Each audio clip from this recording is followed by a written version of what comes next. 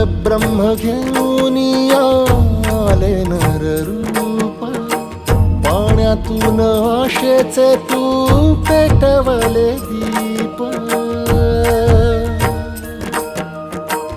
जगताचा भारवाही शिर्डीत बसूनी, भवताप भक्तांचे तू हरिसी हसूनी। दीनानाथा दया घना कृपा सिंधू साई, भुवरी वैकुंठ ही द्वारका माई। साई दिगंबरा यतीवरा, ह्या जवळी ह्याले करा। साई कृपा करा गुरुवरा, ज्या पायी